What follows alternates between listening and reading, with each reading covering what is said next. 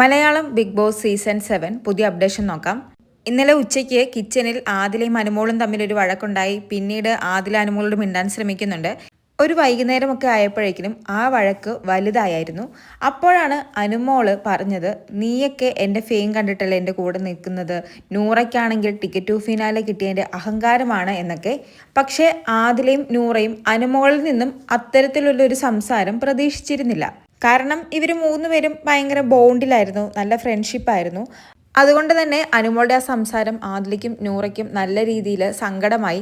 അവർ രാത്രിയിലും അതിനെക്കുറിച്ചിരുന്ന് സംസാരിക്കുന്നുണ്ട്. ഉടനെ ഷാനവാസ് അങ്ങോട്ട് വന്നിട്ട് ചോദിക്കുന്നുണ്ട്, എന്താണ് നിങ്ങളുടെ രണ്ടുപേരുടെയും മുഖം ഇങ്ങനെ ഇരിക്കുന്നത്, കഴിഞ്ഞ കാര്യമല്ലേ വിട്ടേക്കൂ എന്ന് പറയുന്നു. അപ്പോൾ ആദിലയും നൂറയും പറയുന്നത്, ദേഷ്യം വരുവാ ഓരോന്ന് കണ്ടിട്ട്, ഈ വൃത്തികെട്ട സ്വഭാവം. ഇങ്ങനെ അഭിനയിച്ച് നിൽക്കാനാണെങ്കിൽ ആദ്യത്തെ ദിവസം തന്നെ അഭിനയിക്കുവാണ് എന്ന് പറഞ്ഞാൽ പോരായിരുന്നോ. ഇവിടെ അഭിനയിച്ച് നിൽക്കുകയാണ് എന്ന് ഉദ്ദേശിച്ചത് അനുമോളെയാണ്. കാരണം അനുമോള് ഇവരുമായിട്ടുള്ളൊരു ഫ്രണ്ട്ഷിപ്പ് അഭിനയിച്ച് നിന്നതാണ് എന്നാണ് ആദിലയും നൂറയും ഇപ്പോൾ പറയുന്നത്. അപ്പോൾ ഷാനവാസും പറയുന്നത്, നിങ്ങൾക്കിപ്പോഴാണ് മനസ്സിലായത്, ഞാൻ പണ്ട് ഓരോന്നും പറയുമ്പോൾ നിങ്ങൾക്കത് മനസ്സിലായിട്ടുണ്ടായിരുന്നില്ലേ, പിന്നെ ഇപ്പോൾ മനസ്സിലാക്കിയല്ലോ. ഒരാളെ മനസ്സിലായ നമ്മൾ അവോയ്ഡ് ചെയ്യുക, അല്ലാതെ വേറെ എന്ത് ചെയ്യാനാണ്.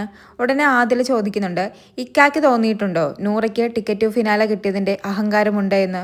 ഉടനെ ഷാനവാസ് പറയുന്നത്, എനിക്കങ്ങനെ തോന്നിയിട്ടില്ല. ക്യാപ്റ്റൻസി വരുമ്പോഴേക്കിനും ഒരുപാട് ഉത്തരവാദിത്തങ്ങൾ വരും. ആ ഉത്തരവാദിത്തത്തിൽ പെരുമാറുന്നത് വേറെ രീതിയിൽ ചിത്രീകരിക്കുക എന്ന് പറയുമ്പോൾ അത് അവളുടെ മനസ്സിനുള്ളിലെ മോശം സ്വഭാവമാണ്.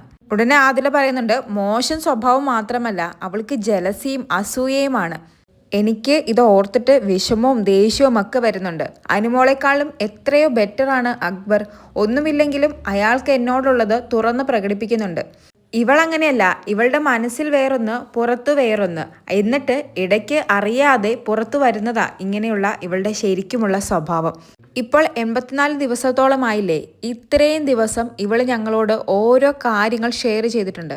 അതൊക്കെ ഇവൾ ക്യാമറയ്ക്ക് വേണ്ടിയാണ് ഷെയർ ചെയ്തിരിക്കുന്നത്. ഉടനെ ഷാനവാസ് പറയുന്നുണ്ട്, ഇവിടെ നിന്ന് മാത്രമല്ല പുറത്തിറങ്ങിയാലും നിങ്ങൾ സൂക്ഷിക്കണം. ഷാനവാസ് അതെന്താ ഉദ്ദേശിച്ചതെന്നറിയില്ല. ചിലപ്പോൾ അനുമോളുമായിട്ട് ഒരു ഡിസ്റ്റൻസ് കീപ്പ് ചെയ്യണം എന്ന് തന്നെയായിരിക്കും ഉദ്ദേശിച്ചിരിക്കുന്നത്. എപ്പോഴും അനുമോളുമായിട്ട് ആരെങ്കിലും വഴക്കുണ്ടാക്കിയാലും അനുമോളുടെ നാക്ക് അനുമോളെ ചതിക്കാറുണ്ട്. ദേഷ്യം തോന്നുമ്പോൾ അനുമോൾക്ക് അനുമോളുടെ നാക്കിനെ കൺട്രോൾ ചെയ്യാൻ പറ്റില്ല. വായിൽ നിന്നും എന്തെങ്കിലും വരും. ആ സമയത്ത് ഇതുപോലെയുള്ള അബദ്ധങ്ങൾ സംഭവിക്കാറുണ്ട്. അനുമോൾ ഉൾപ്പെട്ടിട്ടുള്ള എല്ലാ വഴക്കിലും ഇതുപോലെ അനുമോളുടെ വായിൽ നിന്നും വന്ന എന്തെങ്കിലും മന്ദബുദ്ധിത്തരം കാണാറുണ്ട്. ഇതിനി മന്ദബുദ്ധിത്തരമാണോ അതോ ഉള്ളിൻ്റെ ഉള്ളിൽ നിന്ന് വന്നതാണോ എന്നറിയില്ല.